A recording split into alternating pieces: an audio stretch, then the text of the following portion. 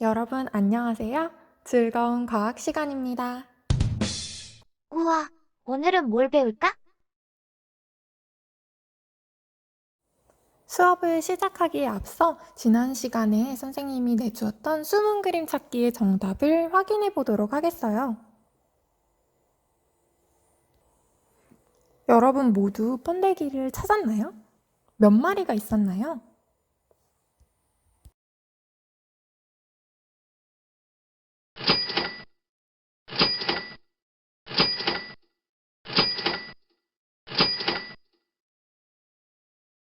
나는 한 마리 찾았어. 나는 두 마리 보이던데 아닌가?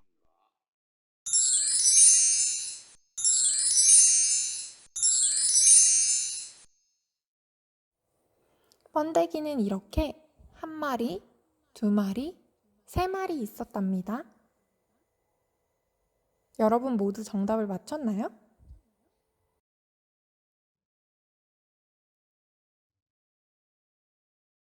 여러분은 혹시 주변에서 번데기를 본 적이 있나요? 저는 무예에 번데기를 본 적 있어요.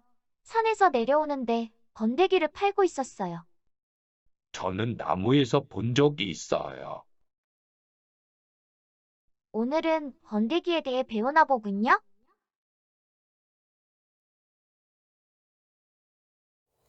오늘은 배추흰나비 번데기와 얼음벌레에는 어떤 특징이 있는지 알아보도록 하겠어요.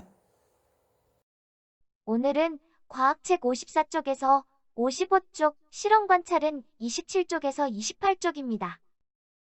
오늘도 마찬가지로 번데기와 어른벌레를 관찰한 후 그림을 그려야 해서 그림 도구가 필요해요.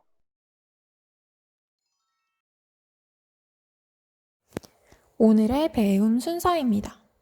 오늘은 먼저 배추흰나비 번데기를 관찰해보고 이어서 얼음벌레를 관찰할 거예요. 또 관찰한 내용을 실험 관찰 27쪽에 기록하면 된답니다.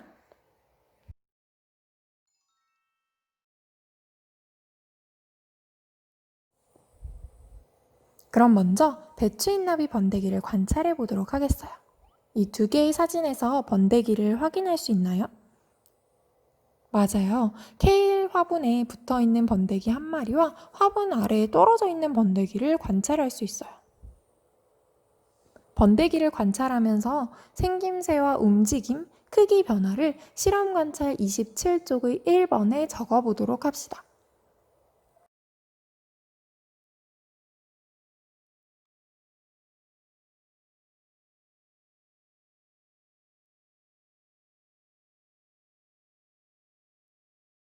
마디가 있고 가운데가 볼록하고 양쪽 끝은 뾰족해요.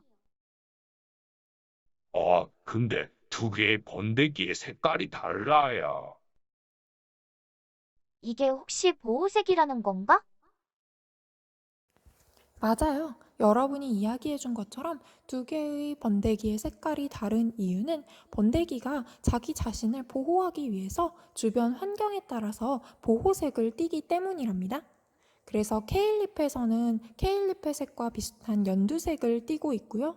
화분 아래에서는 화분의 흙 색깔과 비슷하게 약간 흑갈색을 띠고 있는 걸 볼 수 있습니다.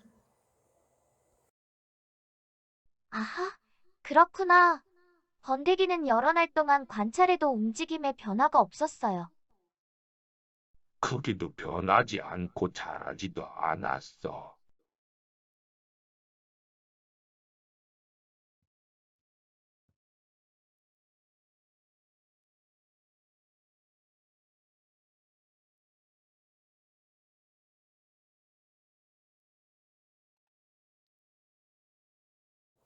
그럼 애벌레에서 번데기가 되기까지는 어떤 과정을 거치는 걸까요? 교과서 54쪽 아래의 그림을 살펴보면서 함께 이야기해 봅시다. 애벌레는 먼저 지난 시간에 배운 것처럼 4번 허물을 벗고 입에서 실을 뽑아서 몸을 묶게 됩니다. 이렇게 머리부터 껍질이 벌어지면서 허물을 천천히 벗어내죠. 그리고 나면 번데기의 모습이 되는데요. 이 번데기는 20mm에서 25mm 정도로 10원짜리 동전보다는 아주 약간 큰 정도의 크기로 관찰됩니다. 그런 번데기는 점점 색깔이 주변의 색깔과 비슷하게 변하기 시작합니다. 앞에서 말한 것처럼 보호색을 띠는 거죠. 그럼 교과서 해당 부분을 우리 다 같이 읽어볼까요? 55쪽의 첫 번째 단락입니다.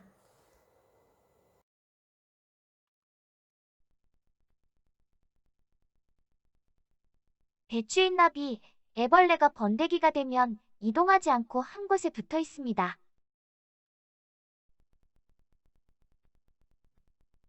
번데기의 색깔은 주변의 색깔과 비슷해서 눈에 잘 띄지 않습니다.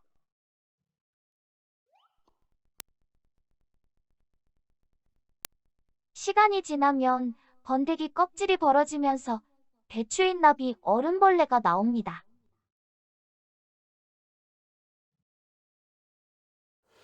이번에는 배추인나비 얼음벌레를 관찰해 볼까요? 선생님이 5월 25일쯤에 촬영한 배추인나비 얼음벌레의 사진입니다. 얼음벌레를 자세히 관찰하면서 실험 관찰 27쪽에 2번에 적어봅시다. 지금 배추인나비 아래에 보면은 이렇게 허물을 벗고 나온 모습이 보이고 있어요. 돋보기로 자세히 관찰해 볼까요?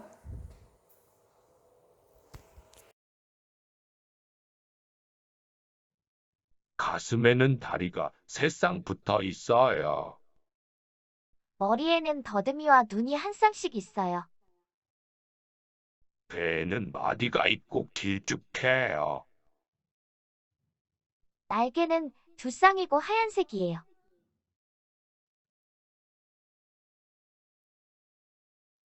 날개를 움직이면 날아다녀요. 입에 말려서 붙어있는 관을 쭉 펴서 꿀을 빨아먹어요.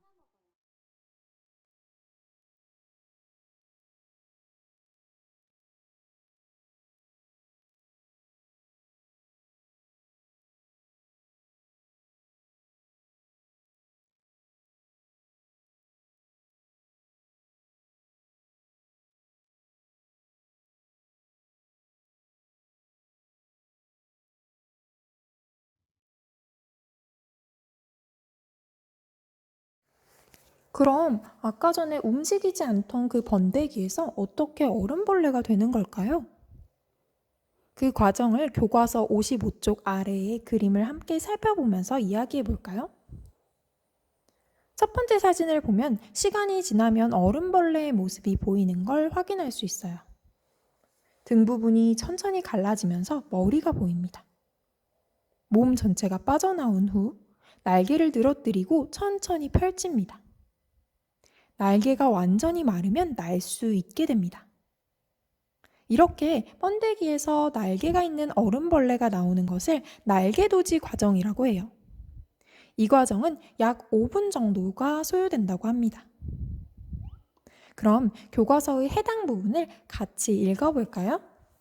55쪽의 두 번째 단락입니다.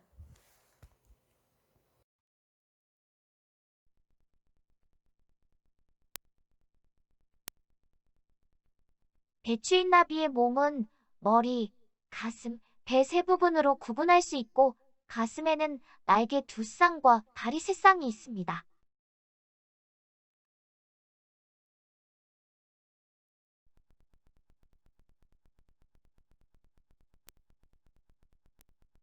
배추인 나비와 개미 벌처럼 몸이 머리, 가슴, 배 세 부분으로 되어 있고 다리가 세 쌍인 동물을 곤충이라고 합니다. 맞아요. 배추인나비의 몸은 이렇게 머리, 가슴, 배 세 부분으로 구분할 수 있고 가슴에는 날개 두 쌍과 다리 세 쌍을 확인할 수 있습니다. 배추인나비와 개미, 벌은 모두 머리, 가슴, 배 세 부분으로 몸을 나눌 수 있어요. 그리고 다리는 세 쌍입니다. 이렇게 머리, 가슴, 배 세 부분으로 몸을 구분할 수 있으면서도 다리가 세 쌍인 동물을 우리는 곤충이라고 불러요. 여러분이 아는 곤충에는 또 어떤 것들이 있나요?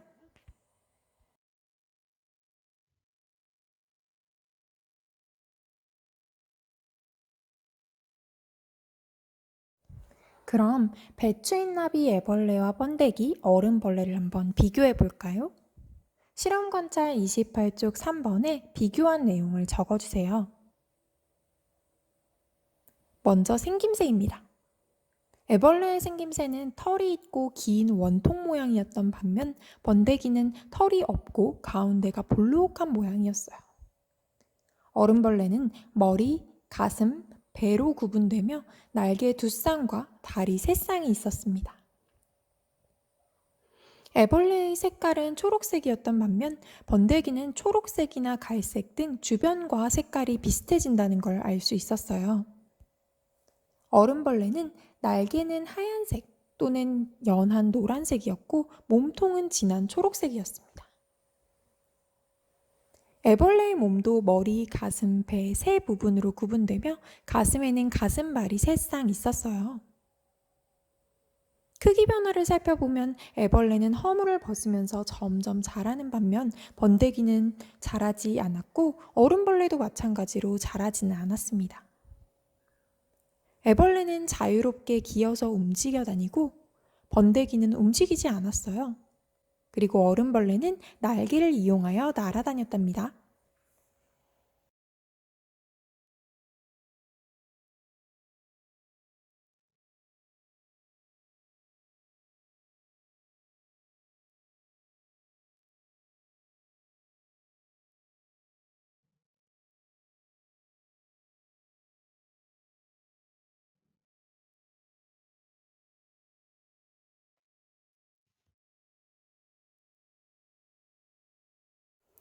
우리 지난 시간에서 이번 시간까지 이어서 배추인나비의 한사리에 대해서 알아보았어요.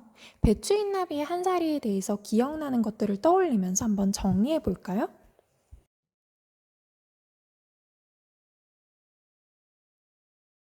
배추인나비의 한사리 과정을 그럼 정리해 볼까요? 알을 낳고 5에서 7일 뒤가 되면 애벌레가 알 껍데기를 갉아먹으면서 나옵니다. 이때 애벌레는 2mm에서 4mm 정도로 10원짜리 동전보다 훨씬 더 작고 눈으로 확인하기 어려울 정도로 굉장히 작은 애벌레의 모습이에요. 애벌레는 15에서 20일을 거치면서 서서히 크기가 커지게 되는데요. 4번의 허물을 벗게 됩니다. 그러면 30mm 정도로 크기가 자라게 돼요. 애벌레가 번데기로 변하는 과정을 보면 번데기의 모습이 천천히 허물을 벗으면서 완성되게 되고 번데기 상태로 7에서 10일 정도를 머무르게 됩니다. 그리고 나서 날개도지 5분 과정을 거친 후에 어른벌레가 됩니다. 이러한 배추인나비의 한사리 기간은 약 한 달 정도예요. 그래서 한 달 동안 알, 애벌레, 번데기, 어른벌레의 단계를 거치면서 이렇게 배추 흰나비로 자라게 됩니다.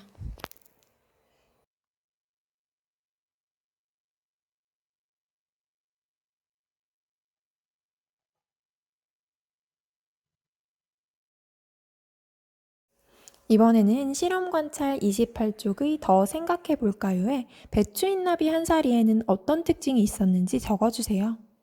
배추 흰나비 한사리 단계를 적고 배추 흰나비 한사리에 대하여 글로 써봅시다.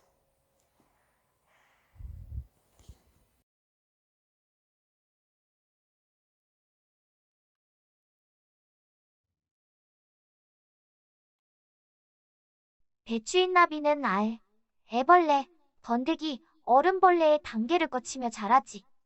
알에서 애벌레가 나오고 애벌레는 허물을 4번 벗으며 자라.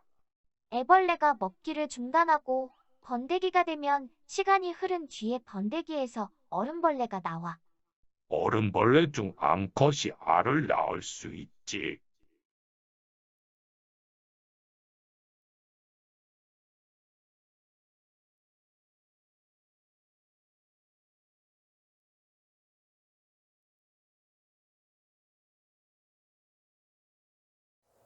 여러분, 선생님이 여러분이 안 오는 동안 기르고 있었던 배추인나비도 이제 자연으로 보내줘야겠죠?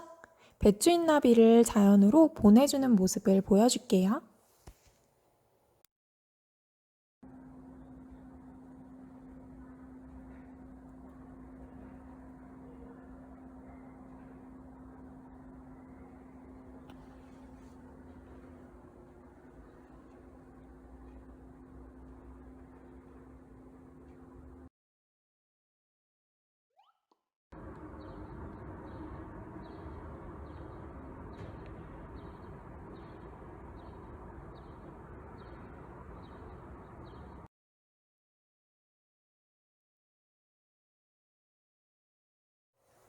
다음 시간에는 여러 가지 곤충의 한사리에 대해 알아보겠어요.